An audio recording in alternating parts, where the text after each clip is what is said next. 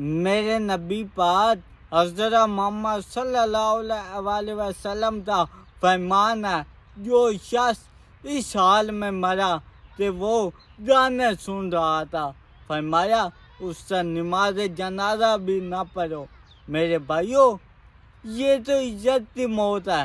میرے بھائیوں، جیو شان سے اور مرو ایمان سے۔ میرے نبی پاک حضرت محمد صلی اللہ علیہ وسلم نے فرمایا کہ دو آوازیں قابل لعنت آوازیں ہیں، ایک خوشی کے وقت گانے کی آواز اور دوسرا غم کے وقت بین کی آواز۔ اور میرے نبی پاک حضرت محمد صلی اللہ علیہ وسلم نے فرمایا میری امت پر ایک زمانہ ایسا آئے گا کہ لوگ گانے بجانے کے آلات ریشم زنات و حلال قرار دیں گے اور شرابیں پئیں گے اور اس کا نام تخت بدل دیں گے۔ اور پھر کیا ہوگا؟ اللہ رب العزت اس قوم کے بیٹوں سے ناراض ہو جائے گا اور ناراضگی کا اظہار کیسے کرے گا؟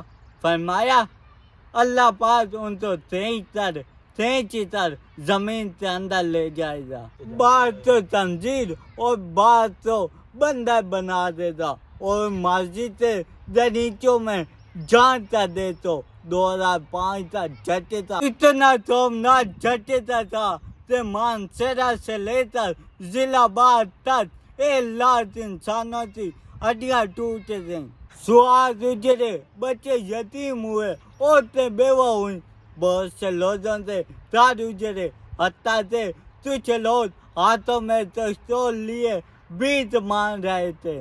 میں تو پرانی کہانی نہیں سنا رہا، چند سال پہلے کی بات ہے، ایک زلزلہ آیا تھا۔ فرمایا جب لوگ شرابیں پئیں گے، جب لوگ آوارہ ہو جائیں گے، پھر اللہ رب العزت ایک جھٹکا لگائے گا اور سب تو پتہ تھا زمین کے اندر دبوچ دے گا۔ اچھا، جب میرے بھائیوں جھٹکا لگا تھا، پھر ذہن کے اندر کیا خیال آیا تھا کہ اب لوگ سجدوں کے اندر پیشانیاں رکھ کر اللہ رب العزت کے سامنے معافیاں مانگ رہے ہوں گے، زبان پر قرآن مجید سے نظمیں ہوں گے اور دل کے اندر درود شریف کی صدائیں آ رہی ہوں گی، محمد کا ذکر کیا جا رہا ہوگا۔ مگر افسوس جب دوسرے دن مسجد کے اندر ظہر کی نماز میں دیکھا لوگوں نے وہی 2-2.5 صفیں تھی۔ اور بھائیوں، یہ جھٹے سے لگتے ہیں اور تہمت کو سنبھلنے کا موقع دیا جاتا ہے۔ اگر عذاب کا توڑا وہاں پہ برسا تو کھینچ کر اللہ رب العزت زمین کے اندر لے جائے۔ اگر پنجاب کے اندر یہی حالت رہی، یہی حالت رہی، یہ توٹیاں بھاگتی دوڑتی گاڑیاں، یہ سب کچھ ایک جھٹکا لگے گا اور کھینچ کر اللہ رب العزت زمین کے اندر گاڑ دے گا۔ میرے بھائیوں، یہ شراب کے اڈے، یہ زنا کے اڈے، یہ مجرے، یہ موسیقی کی محفلیں میرے بھائیوں جب عام ہو جائیں گی تو پھر فرمایا لوگوں کی شکلیں تنظیر اور بندر بنا دی جائیں گی۔ فرمایا انسان ظاہری طور پر تنظیر اور بندر نہیں بنے گا، مگر جو تنظیر اور بندر کی صفات ہیں وہ انسان کے اندر آ جائیں گی۔